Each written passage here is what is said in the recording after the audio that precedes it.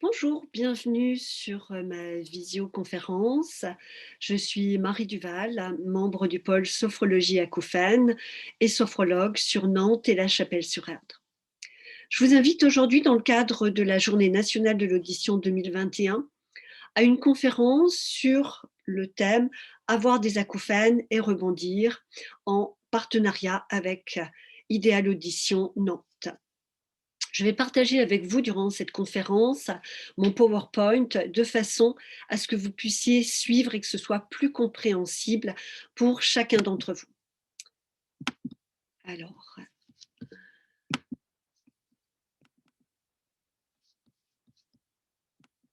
voilà. Donc, nous sommes partis. Donc, la Journée nationale de l'audition, c'est une association à but non lucratif qui organise tout au long de l'année des actes de prévention pour que l'audition soit un facteur de santé publique. Tous les ans, c'est le premier jeudi de chaque mois de mars. Le thème de cette année, c'était Mes oreilles, le secret de ma forme, pour faire passer le message que la santé auditive des Français, c'est véritablement un enjeu de santé publique. Jusqu'à maintenant, la santé publique s'est beaucoup focalisée sur le fait de réduire la mortalité de la population. Mais on n'a absolument pas pensé à tout, et notamment, nous n'avons pas pensé à l'ouïe. Or, l'ouïe est un organe tout aussi important que vos yeux. Lorsque vous commencez à moins bien voir, vous pensez à consulter pour porter des lunettes, eh bien, nous devrions plus souvent penser à notre ouïe pour nous permettre de bien vieillir et surtout de garder notre autonomie. Nous allons voir pourquoi. Le thème, comme je vous le disais, c'est avoir des acouphènes et comment rebondir. Étant sophrologue et membre du pôle sophrologie acouphène, je vous parlerai plus longuement du pôle sophrologie acouphène à la fin de cette visioconférence. Si vous avez des acouphènes, eh bien, vous n'êtes pas seul.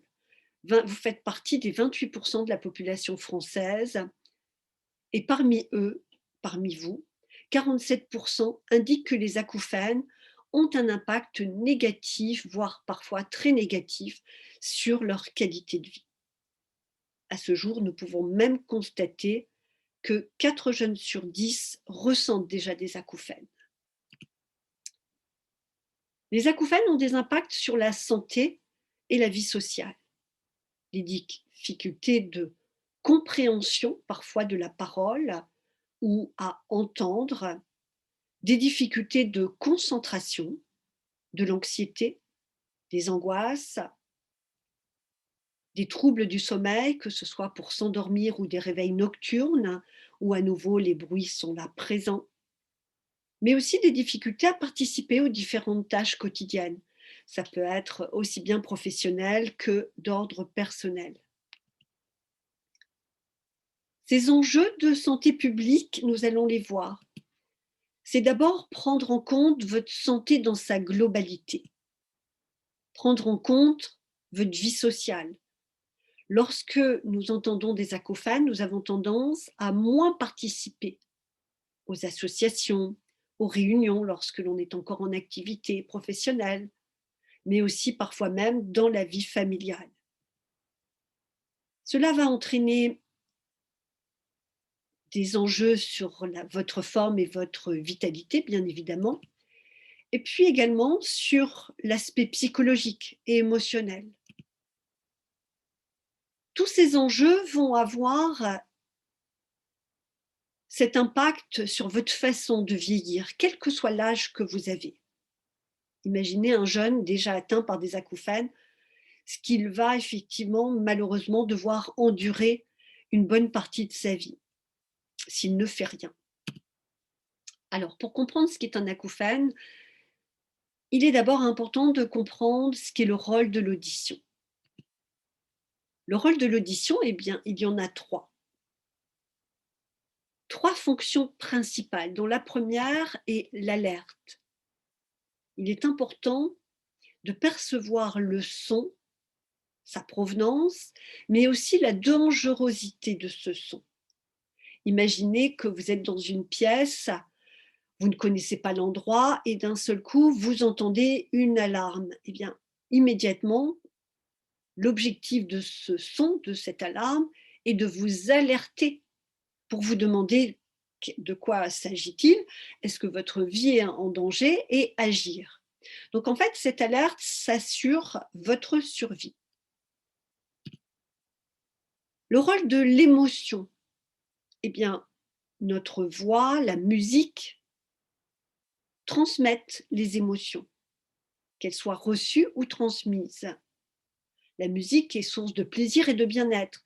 Si à un moment donné, vous ne pouvez plus vous permettre d'écouter la musique à cause de vos acouphènes ou que vous n'entendez pas, vous allez à nouveau trouver, ça va détériorer votre bien-être psychique.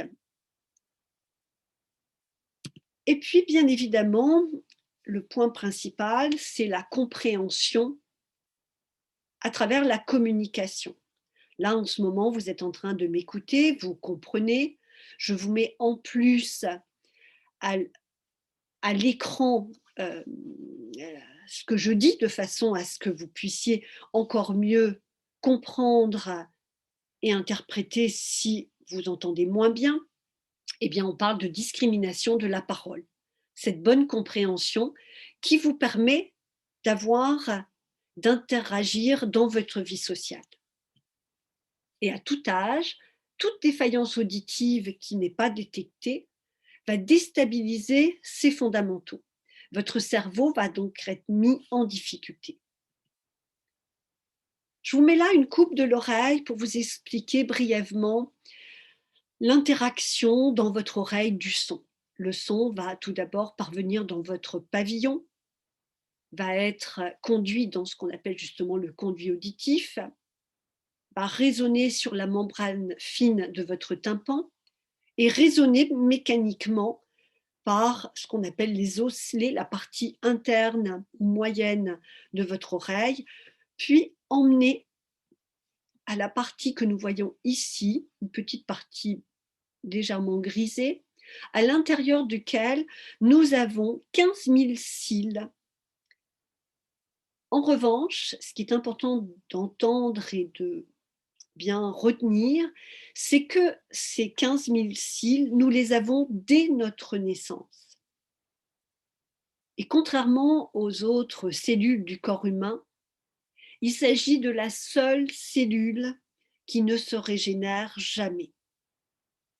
Et là, vous pouvez sans doute vous dire, effectivement, si mes cils sont abîmés, ça va générer une moins bonne compréhension de la parole ou des sons d'une façon générale. Ces sons sont ensuite envoyés par le nerf auditif à la partie auditive de votre cerveau. Nous le reverrons un peu plus loin. Qu'est-ce qu'un acouphène? Eh bien, nous allons le découvrir un peu plus en détail. Un acouphène est en général, peut-être en général, un sifflement ou un bourdonnement, parfois même un chuintement ou toutes sortes de bruits bizarres que les patients nous décrivent en cabinet. Ces bruits sont entendus par l'individu seul et non par l'entourage. Ce bruit, j'insiste, n'est entendu que dans la tête du patient. C'est ce qui rend difficile quand les personnes se plaignent auprès de leur entourage, c'est ce qui est difficile à comprendre, c'est qu'eux n'entendent rien, mais qu'il est permanent ou quasi permanent dans la tête de leur compagnon ou compagne.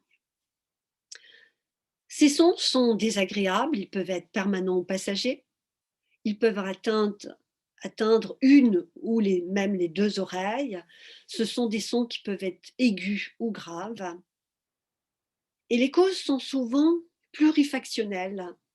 Il peut s'agir de chocs acoustiques, d'un choc émotionnel, voire parfois même un léger traumatisme crânien. C'est pourquoi il est important de consulter dès l'apparition de cet acouphène. L'acouphène est un symptôme, il ne vous définit pas, vous n'êtes pas votre acouphène, ça n'est qu'un symptôme comme tout autre symptôme du corps humain. En revanche, il doit être pris en charge par un médecin ORL qui est de préférence spécialisé dans les acouphènes et vous pouvez vous référer aux plateformes de l'AFREPA. L'AFREPA, pour ceux qui ne connaissent pas, c'est l'Association française de recherche et d'études pour l'amélioration tout au moins la recherche pour améliorer la vie des personnes atteintes d'acouphènes. S'il y a eu traumatisme sonore, un bruit extrêmement violent, il y a atteinte de ces fameuses cellules sensorielles de l'oreille dont nous avons parlé tout à l'heure, les 15 000 cils. Les informations envoyées au cerveau vont donc être de moins bonne qualité. Votre cerveau ne va plus arriver à décoder l'information et il va donc envoyer un signal qui est l'acouphène.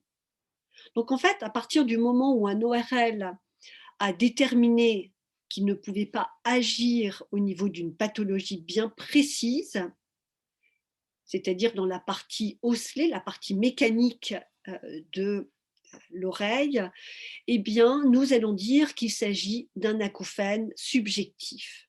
C'est un problème de cerveau qui n'arrive pas à décoder le son qui lui est parvenu. L'acouphène peut survenir à n'importe quel âge. Donc j'attire l'attention sur la prévention à faire auprès des oreilles de nos jeunes. Les acouphènes peuvent survenir dans les activités professionnelles, lorsque l'on travaille dans des ambiances particulièrement bruyantes, l'automobile, quelles que soient les usines, même à aujourd'hui au niveau de certains open space, ne négligeons pas, je pense que c'est important de l'entendre également, mais aussi sur les plateformes téléphoniques qui sont malheureusement souvent en open space. Mais également dans les loisirs, les concerts. On oublie trop souvent la chasse, le jardinage, mais aussi le bricolage. En fonction de ce que vous utilisez comme engin, eh bien, vous pouvez malheureusement abîmer ces cils de vos oreilles. La particularité de ces acouphènes, je l'entends très régulièrement, eh bien, ils s'imposent souvent dans le silence et encore plus au moment de se coucher. Beaucoup de personnes qui sont encore en activité me disent quand je suis au bureau, je n'entends pas, quand je fais ma journée, je n'y prête pas attention. Mais dès que je rentre chez moi, c'est à nouveau l'enfer et parfois encore plus au moment de se coucher. Les acouphènes peuvent parfois être associés à une baisse de l'audition, mais ce n'est pas une obligation, ce n'est pas toujours le cas.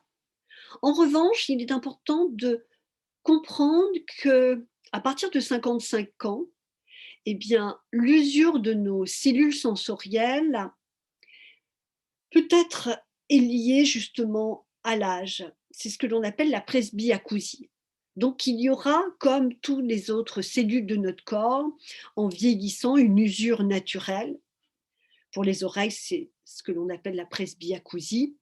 Et parfois, elle peut s'accompagner d'acouphènes, d'où l'importance de consulter.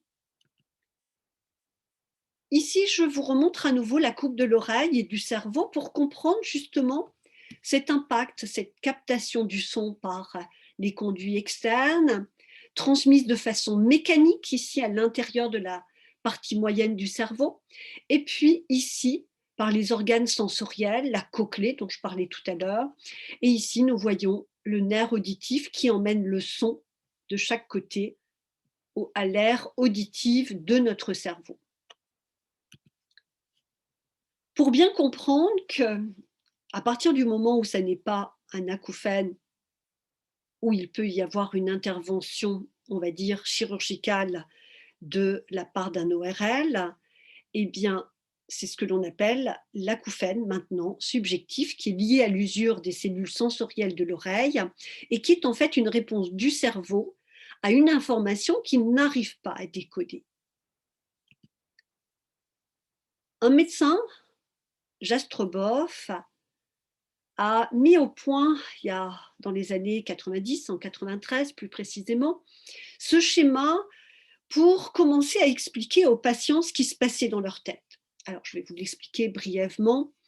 Nous voyons ici voilà, l'oreille interne qui est censée capter le son, puis il est détecté par la partie sous-corticale de l'oreille, à l'intérieur de notre oreille, qui emmène le son dans l'aire auditive, dans les aires auditives de notre cerveau. Et puis, comme là, c'est ce qui se passe, vous entendez ma parole, et bien, au fur et à mesure que vous entendez ma parole, elle disparaît. C'est ce qu'on appelle le système nerveux autonome qui gère ici, voilà, le son. Quand le son a été décodé par votre cerveau, il est censé disparaître par lui-même. Nous avons vu tout à l'heure le rôle des émotions. Nous retrouvons ici le système limbique. Eh bien, quand il y a émotion, de la même façon, ça va passer en priorité dans cette zone émotionnelle qui va la traiter, puis à nouveau passer par notre système nerveux autonome. En revanche, lorsqu'il y a acouphène, eh bien, ce sont ces flèches qui remontent dans l'autre sens, qui reviennent dans un sens ou dans un autre, et qui vont venir créer une boucle. C'est un son qui est renvoyé au cerveau et que le cerveau n'arrive pas à décoder. Voilà. Parfois, on va parler ici de boucle émotionnelle. Alors, est-ce qu'il n'y a rien à faire? Bien, si nous sommes là aujourd'hui et si la JNA se mobilise chaque année sur des thèmes et notamment régulièrement, nous, sophrologues du membre sophrologie et acouphènes, nous en profitons pour parler des acouphènes. Eh bien, si ne rien faire, c'est laisser faire.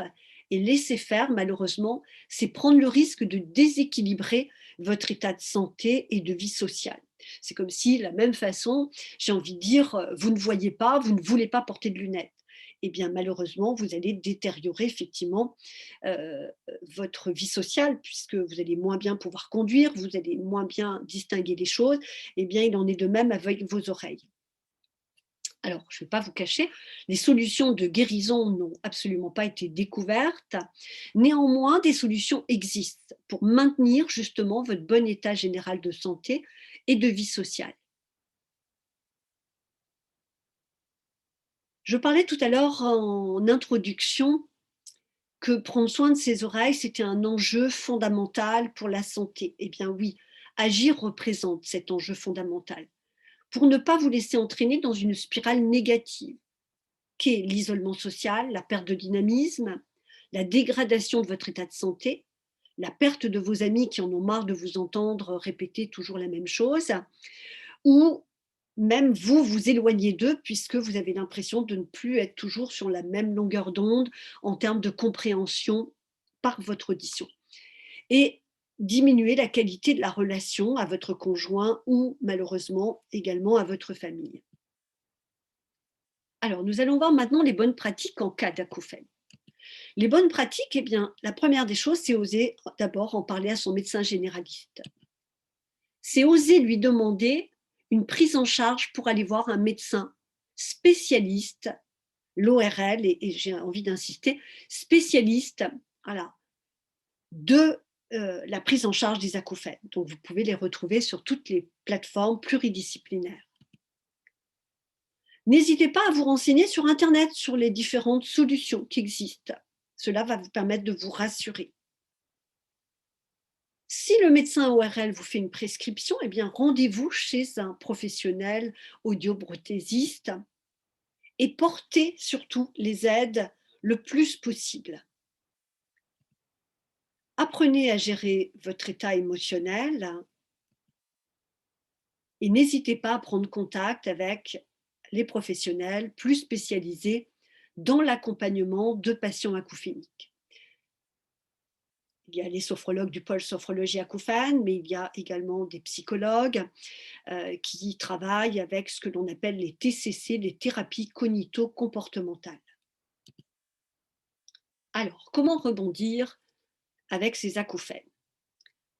La première des clés, c'est donc agir, comme on l'a dit tout à l'heure, pour ne pas être entraîné dans cette spirale négative. Pourquoi? Parce que lorsque l'on a un acouphène, l'acouphène va apparaître, vous allez être tendu, contrarié par ce bruit. Votre système auditif va se concentrer uniquement sur ce bruit et votre acouphène va devenir de plus en plus fort. C'est ce qu'on appelle vraiment le cercle vicieux de l'acouphène. Ce qui est important, c'est de garder le contrôle sur cet acouphène pour éviter qu'il s'installe de façon permanente, qu'il devienne de plus en plus envahissant, qu'il génère de plus en plus d'agacement, de plus en plus de stress, d'irritabilité. Évitez qu'il s'impose lors de l'endormissement ou le silence, comme un véritable envahisseur. C'est pour cela qu'il est important de gérer son état émotionnel, sa fatigue et son stress. C'est apprendre à son cerveau à mettre à distance les acouphènes en travaillant ce que l'on appelle la défocalisation. Et c'est ce que nous allons apprendre à faire avec notamment la sophrologie. Au pôle sophrologie acouphène, nous avons un protocole bien spécifique dont je vous parlerai un petit peu plus loin, qui va être en 3 étapes. Nous allons d'abord être à votre écoute pour accueillir votre détresse, votre stress, vos gênes, et nous allons mettre en place des réflexes de détente. Puis nous allons vous permettre de vous approprier des techniques pour défocaliser votre attention et justement gagner en autonomie en cas de crise, que vous deveniez vraiment autonome par vous-même et assurer une meilleure qualité de votre vie. La prise en charge est en général assez brève puisque en 6 ou 8 séances, nous pouvons avoir de véritables résultats déjà sur les facteurs de gêne de votre acouphène et nous sommes en mesure de pouvoir le mesurer avant et après la prise en charge. Cette prise en charge peut s'étaler sur 2 à 4 mois, voire parfois un peu plus si c'est nécessaire. Et ce protocole que nous allons utiliser a 4 composantes. Nous allons introduire la composante sensorielle, vous permettre de percevoir de nouvelles sensations corporelles, mais aussi des sensations auditives différentes, tout en apprenant à se poser malgré la présence des acouphènes. Au niveau émotionnel, ce sera apprendre à être moins réactif face à ce caractère intrusif de l'acouphène. C'est atténuer l'anxiété et retrouver une certaine forme de tranquillité intérieure. Nous allons vous permettre, au niveau comportement, de mettre votre acouphène en arrière-plan, toujours en améliorant la qualité de vie, pour devenir encore plus autonome en cas de crise. Et un des derniers points, nous agissons comme les TCC, justement, les thérapies cognito-comportementales. Et vous voyez d'ailleurs que nous avons ces 2 composants dans la sophrologie. Au niveau cognitif, nous allons vous permettre de vous libérer des pensées négatives, toutes ces ruminations importantes que vous entretenez à cause de vos acouphènes. J'y arriverai jamais, je suis foutue, vivre comme ça, c'est intolérable, etc. Je ne peux plus travailler dans tel bruit. Voilà, toutes ces pensées que vous avez certainement déjà entretenues. Ça s'appelle la défocalisation et changer votre point de vue au lieu de vous considérer comme quelqu'un qui n'est qu'une personne ayant des acouphènes. Voilà, on va vous apprendre à vous percevoir autrement. Alors, si je récapitule, eh bien, c'est mieux gérer les crises, avoir des réflexes de détente, diminuer la perception de l'intensité de votre acouphène, vous apprendre à récupérer avec un sommeil de meilleure qualité, prendre du recul sur les événements de la vie et surtout agir au lieu de subir. J'ai tendance à dire que la sophrologie, c'est reprendre en main sa santé. Eh bien oui, là, c'est notamment votre santé auditive. Mais pas que, puisque nous allons aussi travailler sur votre sommeil et votre stress. Ce protocole que nous utilisons dans le pôle sophrologie acouphène est un protocole spécifique qui a été évalué et publié dans la revue officielle des ORL l'an dernier, en mars 2020.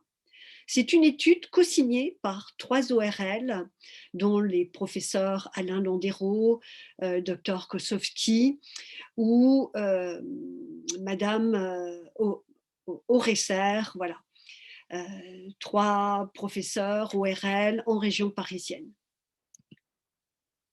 Alors maintenant, je vais vous parler justement de cette étude. Eh bien, le pôle sophrologie à Kouffen, vous pouvez retrouver les résultats de cette étude scientifique sur le pôle sophrologie à Kouffen. Vous allez le trouver quasiment sur la première page. Voilà, je vous ai fait une copie d'écran de cette étude qui est là.